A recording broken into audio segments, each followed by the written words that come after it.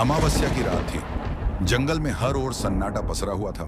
Monty अपनी लाल टोपी, पीली टी शर्ट और खाकी शॉर्ट्स पहने उछलता कूदता जंगल में घूम रहा था। अचानक उसे पेड़ों के पीछे हल्की सी रोशनी दिखाई दी।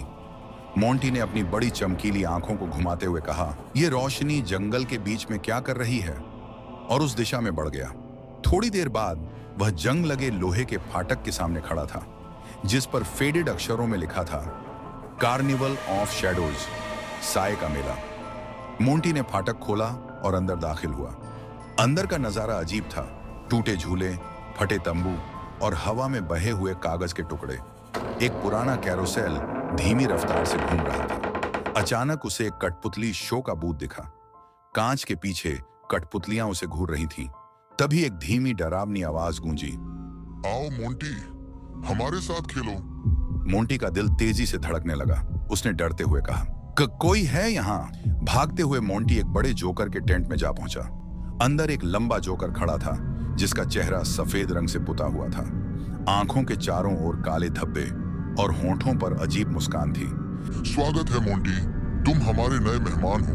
यहाँ से कोई बाहर नहीं जाता। जोकर की हंसी गूंज उठी। मोंटी ने पीछे मुड़कर भागने की कोशिश की, लेकिन टेंट का दरवाजा गायब हो चुका था। जोकर धीरे धीरे मोंटी की ओर बढ़ रहा था। मोंटी ने अपनी जेब से टॉर्च निकाली और सीधा जोकर की आंखों पर रोशनी डाली। जोकर दर्द से चीख उठा। उसकी आंखें चमकने लगीं। मोंटी ने इस मौके का फायदा उठाया और तेजी से टेंट के पिछले हिस्से से बाहर कूद गया। मोंटी अंधेरे रास्तों पर दौड़ता रहा। उसके पीछे जोकर और कठपुतलियों की डरावनी आवाजें गूंज रही थीं। अंत में उसे मुख्य फाटक दिखाई दिया। उसने फाटक को धक्का दिया और बाहर छलांग लगा दी। जंगल के शांत माहौल में मोंटी घास पर गिरा। उसकी सांसें तेज चल रही थीं। मोंटी ने अपनी सांसें काबू में करते हुए कहा, उफ, वो जगह सच में श्रापित थी। अब कभी वहां वापस नहीं जाऊंगा। वह अपनी लाल टोपी सीधी करता हुआ आगे बढ़ा, लेकिन तभी उसकी जेब से कुछ गिरा।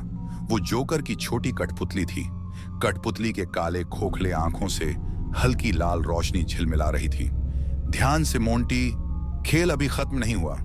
मोंटी का चेहरा सफेद पड़ गया। जंगल का अंधेरा फिर से गहराने लगा और हवा में वही डरावनी हंसी गूंज उठी।